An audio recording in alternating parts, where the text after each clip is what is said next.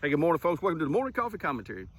I've talked about Uncle Coy Buchanan a few times. I'm down in Wynn Parish. Man, he had the straightest rows in his garden of anybody you ever seen. He was so particular. He would put a stake on one side of his garden with a white flag on the end of it, and he'd put stakes on the other side of the garden. Boy, and he'd drive that tractor straight to that stake, and then he'd turn around and he'd drive straight to that other stake, and he had the most perfect rows. He was known in his parts for having a garden that was as beautiful and as perfectly straight rows as anybody in the entire parish. Now, here's the kicker for that. Uncle Coy was legally blind.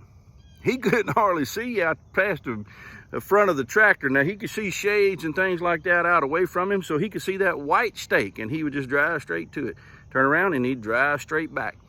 Turn around and go straight to the next stake. And that's why his garden, actually his weakness of blindness, is what made his garden more perfect, because he compensated for that.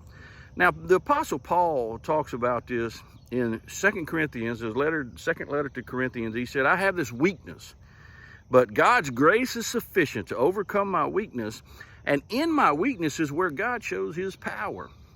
And I just encourage each one of us today to think about our weaknesses in our lives, places where we know that the sin nature comes in, or things that we know that we even physically might have weaknesses for, and pray to the Lord to overcome that. His power and his love will overcome those weaknesses in your life and change it forever. The world sure could use a little good news today.